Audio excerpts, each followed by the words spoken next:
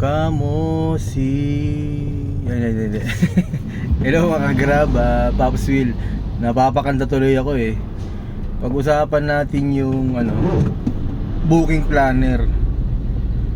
Kung meron pang hindi nakakagamit sa inyo ng booking planner or naku-curious kayo kung ano ba yung booking planner, sabihin ko sa inyo yung pros and cons ng booking planner, tsaka kung paano nyo siya gagamitin ng maayos, or kung dapat nyo siyang gamitin para may idea kayo. Ganito kasi ang booking planner. Unang-una, di ba mamimili kayo ng lugar dyan? Meron kasing designated na lugar yan eh. Pwedeng sa Makati, pwede sa Pasig, or sa Maynila. Basta pag kung ano yung pinili yung lugar, makikita nyo naman may boundary yan, di ba?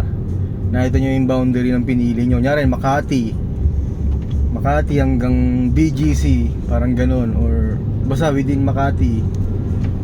Makita nyo naman may boundary naman yung mapa eh. Ibig sabihin yan, pag kumuha kayo ng nag-booking planner kayo, kung ano yung kinuha mong lugar, hindi ka lalabas sa lugar na yon ng ganong oras. So ganito yan, di ba 4 to 8 yan. Usually rush hour lang yan, 4 to 8. Ganito ang gagawin nyo. Kasi kailangan kasi pag nag-booking planner ka, advance mo yan eh. Hindi naman pwedeng naisipan mo mag-booking planner bago mag alas 4. Wala na yan, tapos na yan.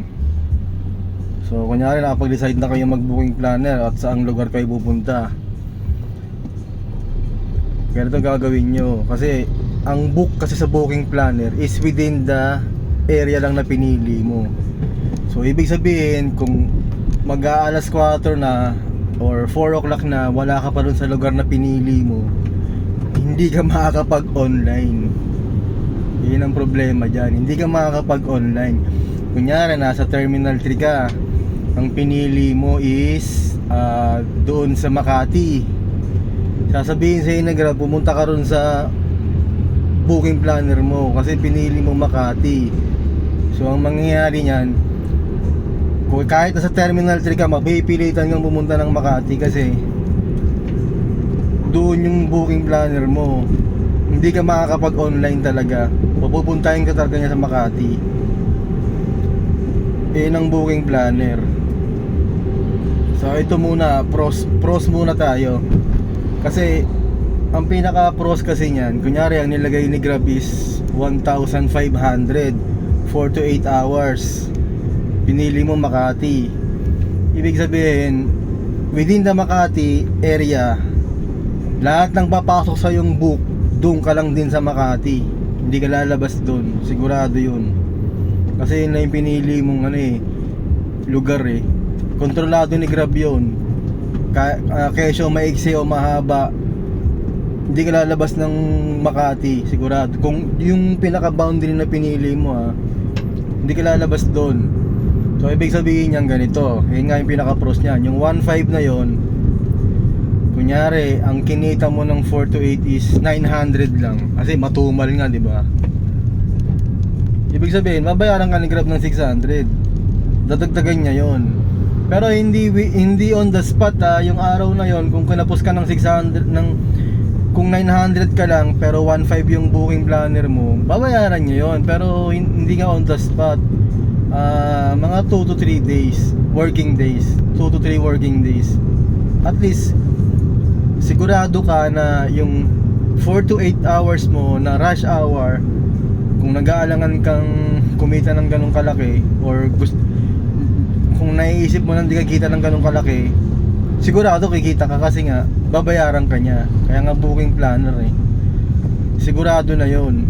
Kumbaga sureball na yung 1.5 mo. Ganun kasimple. Pero pag namampas ka naman ng 1.5, syempre hindi ka na niya babayaran kasi na-reach mo naman yung limit ng sinasabi niyang 1.5 eh. Lumampas ka pa. O, di ba? Siguro na-guess nyo na yung yung pinaka-pros niya. Ang cons lang dito, hindi siya pwede sa mga naglalagari eh. Kunyari nag-booking planner ka, nilagay mo Pasig, nasa Makati ka, mag-aalas 4 na, pumunta ka ng Pasig, hindi ka talaga makakapag-online pag wala ka sa Pasig. Sasabihin sa'yo ni app, oh, mag-aalas 4 o'clock, nyari, alas 4 na, sa Makati ka pa. Sasabihin sa'yo ni Grab app, punta ka ng Pasig dahil naka-booking planner ka eh. Hindi ka talaga makakapag-online, Paps. Eh naman ang cons niya. Kailangan puntahan mo yung ano, kasi nag-commit ka eh. Di ba? Nag-commit ka na babiyahe ka ng ano eh, ng Pasig eh, ng ganong oras eh, na rush hour eh. Eh naman ang cons niya. So ngayon nagigets nyo na ano yung pros and cons niya. Maganda siya, kunyari matumal, okay, mag-booking planner ka. Kunyari nag-booking planner ka sa Manila, alam mo nang matumal, di panalo ka. Kasi kung ang kinita mo lang is 500, ang booking planner mo is 1.2, matik yun, babayaran ka ng 700 ni Grab. Ganun kasimple eh. Sureable yun, Paps. Pero ang cons naman, kung lagari ka magbiyahe, saan ka na pupunta, hindi ka na makakapag-online kapag malayo ka.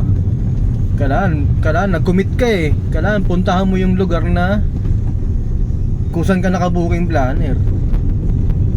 Iyon ang pros and cons ng booking planner. Kaya sa mga hindi pa nagagamit ng booking planner, pag-isipan nyo mabuti. Kasi yun ang ano niya eh, pros and cons niya eh. Pwede pabor sa'yo or hindi, di ba? Pwede to kung may lakad ka. Kung may lakad ka, pwede yun. Kunyari, nasa Makati ka, lalabas ka ng alas 4, o at least mag-booking planner ka man, okay lang. Paglabas mo, pag online mo, dudumugin ka ng mga biyaheng Makati. Doon ka lang sa area ng, kasi nandun ka na sa area ng Makati, di ba? Lalabas ka lang, may lakad ka nga eh. O yun, okay lang yun, kasi kung may lakad ka. Pero yung ibang sitwasyon, kailangan ikaw mag-a-adjust kung nag-booking planner ka. Kasi yung booking planner, isang beses ko lang ginawa yan, hindi ko na inulit eh. Yun nga kasi, nung nag-booking planner ako, nasa Terminal 3 ako. Nagulat ako, hindi ako makapag-online. Pinapupunta niya talaga ako ng Makati. So pagpunta ko ng Makati, nakapag-online na ako. So yun lang mga Paps, sa mga hindi pa nakapag-booking planner, subukan nyo rin kung pabor naman sa inyo. Kunyari kumain kayo ng alas 3, lumabas kayo ng nasa Maynila kayo, kumain kayo ng alas 3, natapos kayo ng alas 4, at least naka-booking planner ka sa Manila, okay lang. Within the Manila ka lang. Kasi mayroon naman yung boundary kung saan lang yung book na makukuha mo eh. At least kahit nakatenga ka, Paps, kunyari matumal, nakatenga ka lang, magkano lang kitain mo, babayaran ka ni Grab kung magkano yung nilagay niyang ano, kikitain mo sa booking planner. Ayun ang kinaganda nun. Pagka may tanong kayo, pwede naman kayo mag-comment. Dead ma kayo eh. Dami ko na sinasabi dito sa Grab ano ko eh. Sige. Lapit na ako sa bahay eh.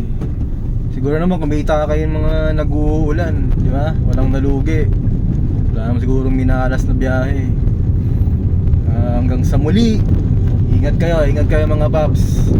Sana nakatulong ako sa inyo. Tulungan nyo rin ako. Ay, joke lang. Sige na, ingat.